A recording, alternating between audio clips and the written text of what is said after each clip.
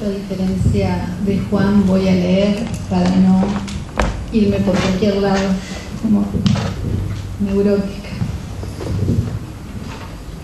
En principio quiero agradecer la invitación a Soledad, a Juan y en ellos a Colectora, ¿no? A mí me conmueve la juventud que intenta ser, que intenta pensar, y me hace sentir joven, aunque me parece que fui convocada por ser un poquito más vieja.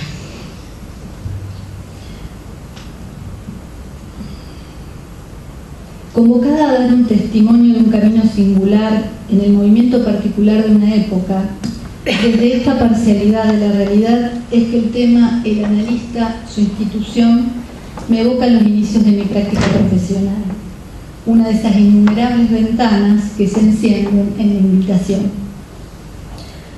Enunciar El analista, su institución, me produce cierta incomodidad, remitiéndome a líneas más estrictas que nos han configurado a ciertos profesionales de la psicología que nos empezamos a formar durante la segunda mitad de los años 80 en Rosario. Esa formación estaba hegemónicamente relacionada con un cierto apego al estructuralismo, que delimitaba además lugares de pertenencia, representados por algunas instituciones psicoanalíticas que se disputaban, ya instalado en los años 90, un campo de relaciones de poder con distintas consignas: el saber, la verdad, el método del psicoanálisis.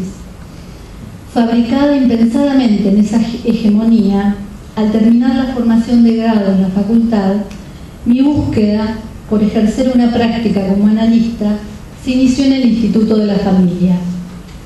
Allí ofrecían, además de la formación, la atención psicoanalítica a niños, adolescentes y adultos.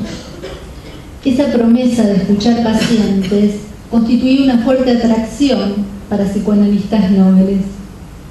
La particularidad de esa institución era, tal vez lo siga siendo, el cruce de dimensiones.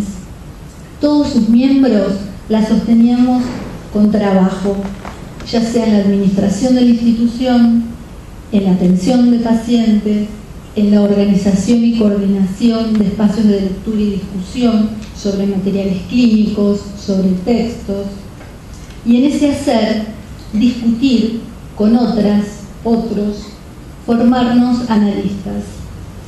Ese intercambio que se generaba en el instituto hacía que se me presente como un lugar más flexible, de investigación más abierta, por estar deliberado por la realidad de las consultas y los tratamientos en su movimiento institucional. En el instituto aprendí que la formación de un analista se apoya en la reflexión crítica de la práctica clínica, en la discusión teórica y en la supervisión de los tratamientos. Con ese espíritu transité activamente todos los espacios que creábamos en el instituto. Fueron años de mucho aprendizaje académico y de un intenso reconocimiento entre colegas. El movimiento institucional y la vida hacen variar objetivos, deseos y modos de hacer, pensar y sentir, cuestiones que definieron mi partida de allí. ¿Para qué les cuento este retazo autobiográfico? Para componer ideas y afectos en torno al analista. Y porque en esos años me preguntaba las mismas cuestiones que enmarcaron esta convocatoria de Colectora. El analista, su institución. Saber quiénes se preguntaron por el abordaje del sufrimiento antes que nosotros.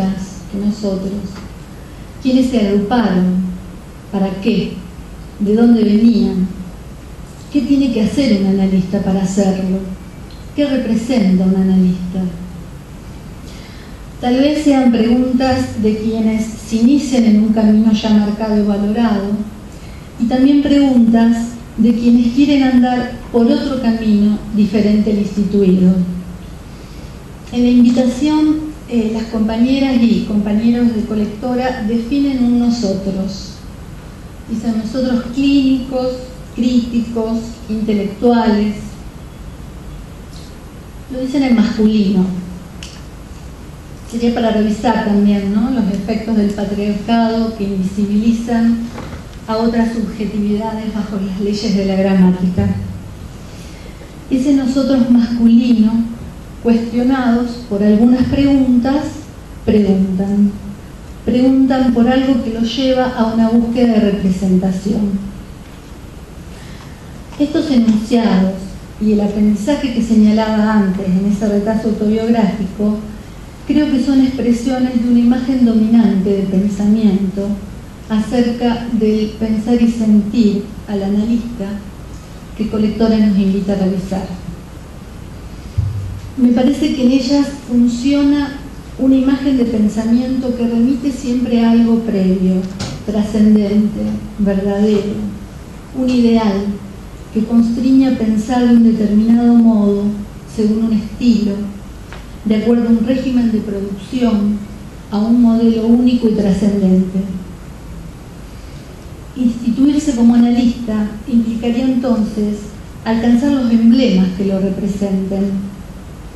Ahora bien, la representación solo puede sostenerse sobre la dualidad modelo-copia, donde la diferencia queda anulada como instancia positiva. Entre el ideal y su representación hay un hiato que hace que los y las representantes, los pretendientes a ser analistas, puedan tener una semejanza con el ideal, estar más o menos próximos, pero no ser el ideal mismo por su carácter de absoluto y abstracto.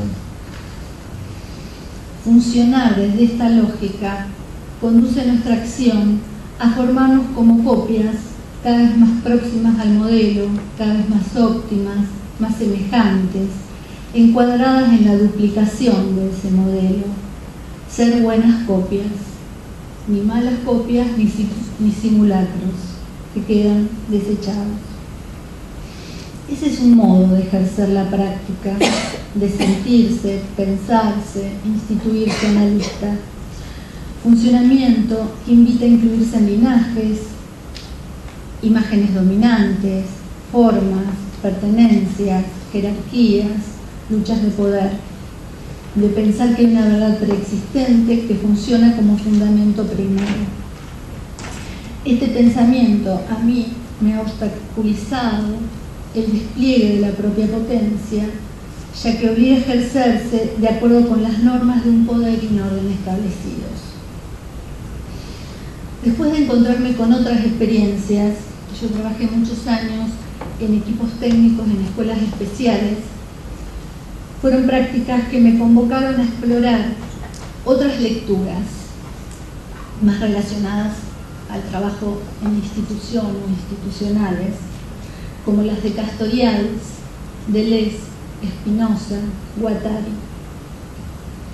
Por otro lado, el encuentro con niños y niñas que no se ajustan al modelo establecido por su ritmo en el aprender, por su apariencia, por su condición social, por su modo de relacionarse, porque no son valorados en sus singularidades, sino remitidos a una norma externa. La necesidad de incluir esas otras realidades y darle lugar me conectó con el pensar desde la diferencia. Pensar comienza con una diferencia y desde allí se introduce un punto de vista diferente al que existe, provoca una ruptura y por ello un pensamiento novedoso carece de presupuestos.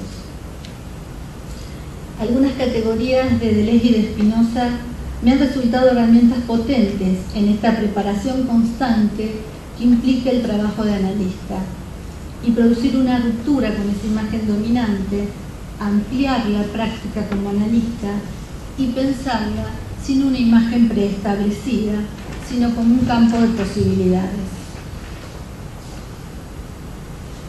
En un seminario de posgrado, Alberto Ascolani se refería a este modo diciendo que se trata de la apropiación de todas las herramientas que se hallen al alcance con el objeto de acceder a la singularidad del otro, individuo, grupo o institución, con lo que el proceso de trabajo analítico iría entonces de la heterogeneidad a la heterogeneidad sin referencia a ningún uno absoluto.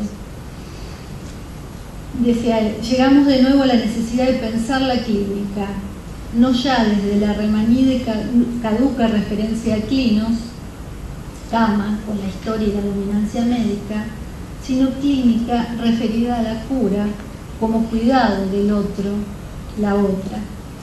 La clínica como la posición que nos puede permitir el acceso a esa singularidad, a su diferencia. Afirmación de la diferencia, atendiendo una multiplicidad de diferencias posibles, a la afirmación de la diferencia como el carácter positivo de las mismas. Cura, cuidado, que puede encarnarse en la relación con un enfermo orgánico, con alguien con problemas psíquicos, con un sujeto en proceso de aprendizaje, con dificultades en el lenguaje, con dificultades económicas y consecuentemente de desarrollo personal y social, con alguien que pretende redefinir así sus referencias culturales, con quien debe resolver el problema de su hábitat y así, siguiendo. Cuidado por el otro, saber lo más que se pueda para acceder a su singularidad, a la relación de sus deseos y de sus capacidades con las posibilidades y barreras que le presentan sus propias determinaciones y las que le presenta la realidad. Acceder a qué puede. Estas coordenadas me permitieron componer un modo propio de abordar el sufrimiento y de componer relaciones que permitieran liberar la vida allí donde se encuentre cautiva. Me resuena la pregunta de Deleuze: ¿por qué amores aprendemos? ¿Por qué encuentros? En una clara alusión al pensamiento de Spinoza, quien nos invita a conocer las potencias de un cuerpo, las fuerzas vitales que se encuentran, se componen y se descomponen según distintas proporcionalidades, y en esas fuerzas activas salirnos del funcionamiento de los modelos, las copias y su representación. Otra dimensión de la formación dominante ha sostenido también la dicotomía entre la razón y el sentir, configurando una vastidad analista donde el pensar es solo representativo, no afectivo. En cambio, la fuerza que encontré en Spinoza radica también en que nos dice que se piensa con todo el cuerpo, que una acción en el pensamiento es en el cuerpo y una afección en el cuerpo lo es en el espíritu. Entonces, no privilegiar la racionalidad como principio organizador. Los conceptos no son abstracciones, son intensidades, como los colores y los sonidos. Pasan o no pasan. Concepto y afecto, dos modos de pensamiento enlazados que expresan la potencia y que hacen variar la capacidad de percibir y la fuerza de existir. En el encuentro entre analistas y pacientes se producen afectaciones mutuas. Incluirlas en la composición de relaciones terapéuticas, porque algo de lo amoroso tiene que circular por allí. Creo que la amistad en sentido spinociano, como relación entre subjetividades libres o que luchan por la libertad de los actos, tiene que producirse. Si no hay un modelo a seguir, digamos, hay que experimentar con cautela, en el sentido de hacer experiencias propias. Cada uno debe descubrir lo que ama y lo que soporta. No hay nada que nos impida de antemano buscar nuevas formas de pensar, de vivir, de crear, inventar dispositivos. Entonces, para mí, esta analista viene siendo, sin reglas ni métodos únicos, sino con una larga preparación. El nomadismo auxilia en esto, en tanto invita a escapar de un centro. Pensar sin imagen previa de analista, explorar, experimentar lo que uno ama y soporta, volverse un poco nómade, desidentificarse, no tomar identidades permanentes. El nómade está de paso, establece conexiones situadas, atravesar diferentes niveles y diferentes tipos de identidad, se conecta, circula, continúa en movimiento. Una posibilidad de devenir